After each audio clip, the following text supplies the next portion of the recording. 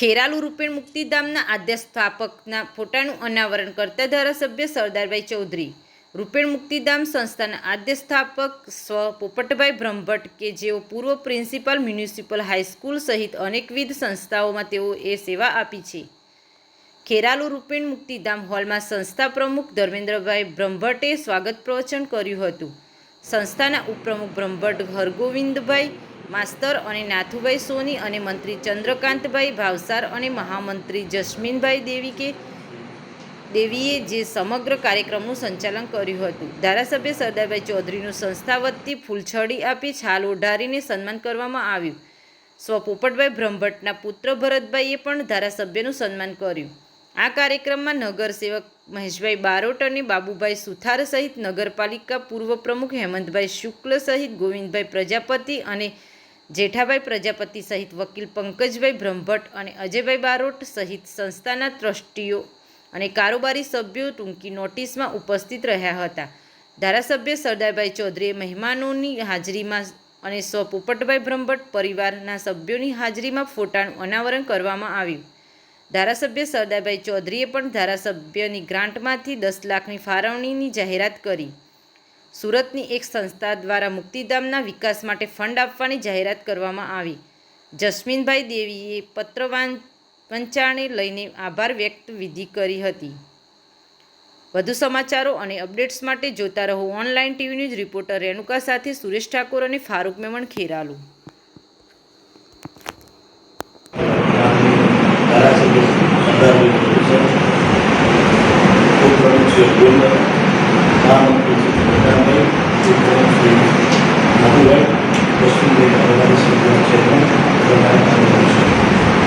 આપણે આજે માનવીય છે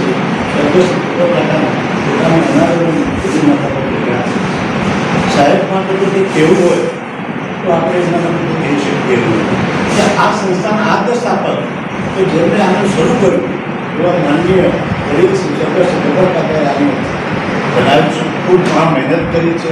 એમણે ખૂબ કંઠોળો ઊભો કરી અને આ કામની અંદર એક સરસ મુક્તિધામ કહેવાય કે આખા તાલુકો આનો લાભ લે, ગામની સમાજ પ્રજા આનો લાભ લે છે એવું આ સંતો એમને લોકોની પાસે અને કર્યું છે. માટે આજે એમના પોતાની અનાવરણ વિધિ માટે સરદારજી ધારાસભ્યથી હું કહું છું આજે એમને પોતાની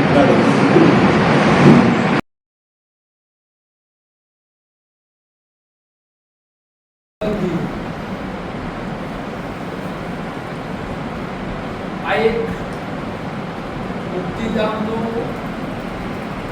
એમણે છે તે વખતે વિચાર આપો અને આવું સુંદર મુક્તિધામ આપણા ખેરાલુમાં એમણે જે કર્યું છે એને આપણે ક્યારેય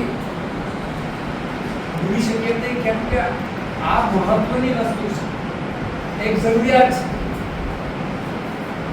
દરેકનો જેટલાનો જીવનો કરો એટલાનો કરવાનો છે.